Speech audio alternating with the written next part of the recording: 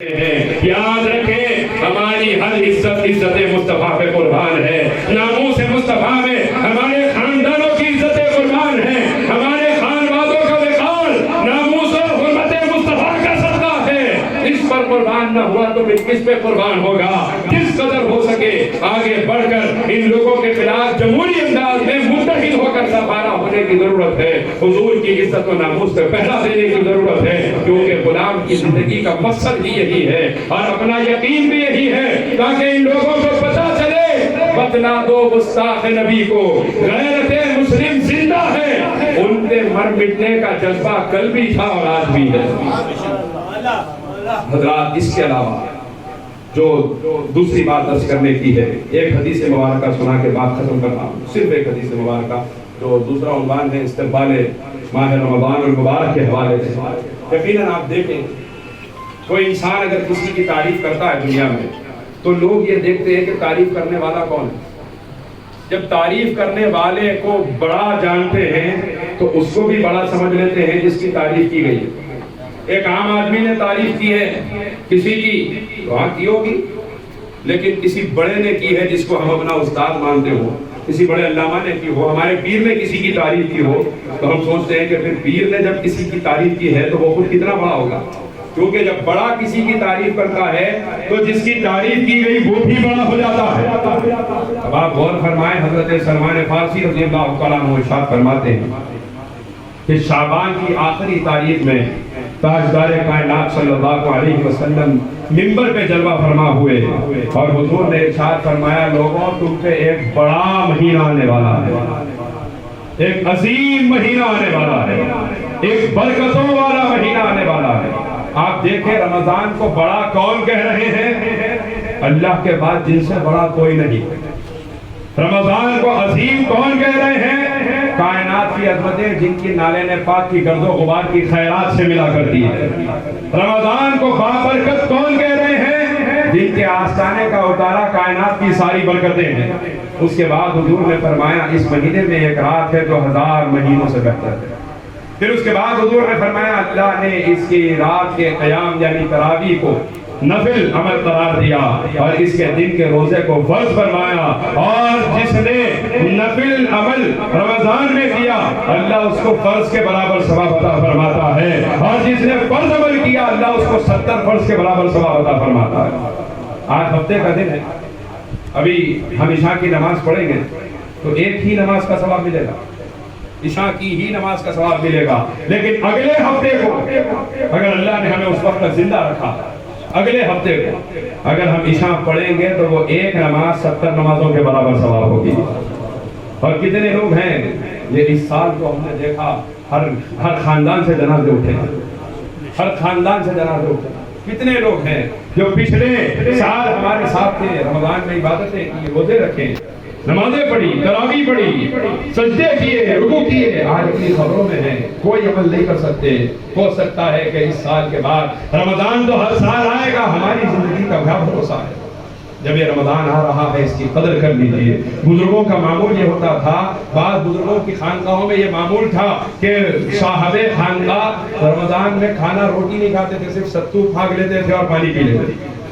لوگوں نے کہا حضرت روٹی کیوں نہیں کھا رہے ہیں آپ افطار کے بعد؟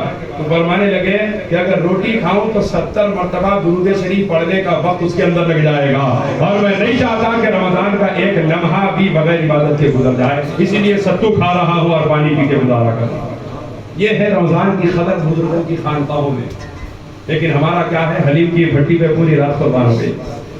حقیقت ہے ایک غیر مسلم بہت بڑا اسکول ہے ان کا، حکومت کی بڑی سطح پہ ہے، 3-3 ہزار بچے ایک اسکول میں پڑھتے ہیں۔ انہوں نے مجھے بیان کے لیے بلایا، اس میں مشکل سے 10-15 بچے مسلمان ہیں، باقی سب غیر مسلم ہیں۔ تو انہوں نے یہ کہا کہ حضرت میں یہ چاہتا ہوں کہ آپ یہ بتائیں کہ حلیم کا جو مہینہ ہے نا اس کی خصوصیت کیا ہے؟ ہمارے معاشرے نے غیروں کے سامنے رمضان کو عبادت کا نہیں حلیم کا مہینہ بنا کے پیش کر دیا۔ یہ افسوس ہے، حضور کے زمانے میں، صحابہ کرام کے زمانے میں مسجدیں بھر جاتی تھی، بازار ویران ہو جاتے تھے کیونکہ رمضان تھا، لیکن ہمارے پاس بازار بھر جاتے ہیں۔ 10 تاریخ کے بعد تو ایسا ہو گیا چھٹی ہو گئی تراویح کی، اب ضرورت ہی نہیں ہے، غلطی سے بھی نہیں جاتا ہوں عشاء کے بعد۔ ہاں، اور پھر کئی لوگ تو ایسے ہیں جو اٹھے بولے کہ گرمیاں گزر رہے ہیں تو روزہ معلوم نہیں ہو رہا. آپ پوچھے کیوں نہیں معلوم ہو رہا؟ ارے شہری میں سو کے افطار میں اٹھا تو روزہ معلوم ہوتا. سو گیا فجر کے بعد تو عصر کے بعد اٹھ رہے جناب، ظہر بھی گئی عصر بھی گئی، اس کے بعد خالی دسترخوان پہ آ کے وضو کرا تو کرا، نہیں تو ویسے آ کے بیٹھ کے دوستوں میں بول رہا روزہ معلوم نہیں ہو رہا. یہ تو مزاج ہے ہمارے. حضرات گرامی، غیر مسلم یہ کرتے تھے کہ رمضان کے مہینے میں اپنے بچوں کو کہتے تھے کہ باہر مت کھاؤ، مسلمانوں کی حرمت کا مہینہ ہے، مسلمان بھوکے ہیں، تم باہر مت کھاؤ کھانا. حضرات آپ غور کیجئے، افطار کے لیے حضور نے ارشاد فرمایا، اسی حدیث میں حضور نے فرمایا کہ کوئی مسلمان کو روزے دار کو افطار کرا دے، اللہ تعالیٰ اس کی مغفرت فرما دیتا ہے. صحابہ کرام نے عرض کیا یا رسول اللہ، ہر آدمی کے پاس اتنا پیسہ نہیں ہے کہ لوگوں کو افطار کرائے. حضور نے فرمایا افطار پیٹ بھر کے کرانا ضروری نہیں ہے، ایک کھجور کھلا دے یا ایک گھٹ پانی بھی پلا دے، اللہ اس کی بھی مغفرت کا اعلان فرما دیتا ہے. اس کے بعد میں آقا کریم صلی اللہ علیہ وسلم نے ارشاد فرمایا رمضان صبر کا مہینہ ہے اور صبر کا بدلہ جنت ہے. میرے آقا نے فرمایا رمضان غمخواری کا مہینہ ہے، زکوٰۃ و صدقات کے ذریعے لوگوں کی مدد کرنے کا مہینہ ہے. میرے آقا نے ارشاد فرمایا کوئی رمضان میں روزے دار کو ایک گھونٹ پانی پلا دے، ایک گھونٹ پانی پلا دے، قیامت کے دن اللہ تعالیٰ اسے میرے ہاتھوں سے حوض کوثر پہ ایسا پانی پلائے گا جس کے پینے کے بعد جنت میں جانے تک اس کو پیاس نہیں لگے گی. یہ روزے دار کو پانی پلانے کا ثواب ہے. حضرات یہ سب کام ہیں جو رمضان میں کرنے ہیں. ہم نے شب برات کے متعلق پڑھا، سنا، لکھا ہے کتابوں میں، روایات میں، مستند کتب احادیث میں موجود ہے کہ جب شب برات آتی ہے آپ نے سنا ہے اللہ تعالیٰ آسمان دنیا پہ تجلی فرماتے ہیں اور ارشاد فرماتے ہیں کوئی مانگنے والا جو مانگے عطا کیا جائے گا، ہے کوئی مغفرت چاہنے والا مغفرت کی جائے گی، ہے کوئی رزق چاہنے والا رزق عطا کیا جائے گا. یہ صرف شب برات کی حد تک محدود نہیں ہے. سرکار فرماتے ہیں رمضان کی ہر رات میں اللہ تعالیٰ آسمان دنیا پہ نزول فرماتا ہے اور اعلان فرماتا ہے تم جو مانگو گے میں عطا کرنے کے لیے تیار ہوں. اور جب رمضان مکمل ہوتا ہے عید کے دن مسلمان عیدگاہ سے واپس ہو رہے ہوتے ہیں، میرے سرکار ارشاد فرماتے ہیں اللہ تعالیٰ فرشتوں کے سامنے فخر فرماتا ہے، ارشاد فرماتا ہے میرے بندوں اور میری بندیوں نے میری محبت میں میرے حکم کے مطابق رمضان کا دن گزارا، میں ان کو عید کا دن عطا کر رہا ہوں. اور یہ عیدگاہ سے اپنے گھر کو جائیں گے، اس حال میں جائیں گے کہ اس سے پہلے میں نے ان سب کی مغفرت کا اعلان کر چکا ہوگا. عیدگاہ سے واپسی پر عید کا دن ہے. عید کب ملی؟ ایک مہینہ رمضان کا اس کے ہو گئے، ایک مہینے کے بعد عید بھی دی گئی، مغفرت بھی دی گئی.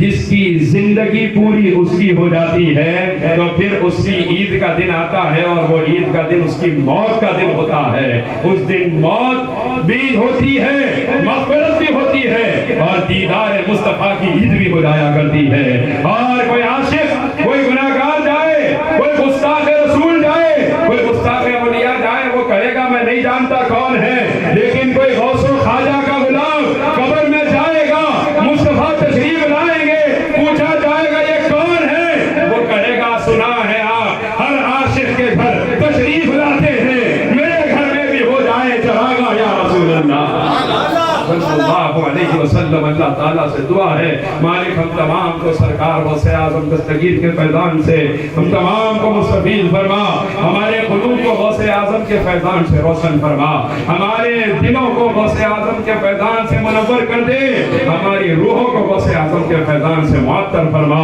اے اللہ ہماری نسلوں کے ہاتھوں میں غوث و خواجہ کا دامن قیامت کی صبح تک تھمائے رکھنا. میرے مالک غوث و خواجہ کے غلاموں میں ان کے جھنڈے تلے قیامت کے دن ہمارا حشر فرما. رمضان کی خوب تیاری کی توفیق عطا فرما، بہترین انداز میں رمضان گزارنے کی توفیق عطا فرما. عید سے پہلے پہلے ہماری مغفرت ہو جائے ایسے اعمال کی توفیق عطا فرما. آمین یا الہی. عید و ازمن گردت قبول از پہلے فرجتن بہر غوث اعظم و خواجہ خواجگان زمن از پہلے بندہ نواز سلطان و خواجہ دکن لی خمسۃ الخفی بہا حر الوباء الحاطمہ المصطفى والمرتضى وابناهما والفاطمة وآخر دعوانا عن الحمد لله.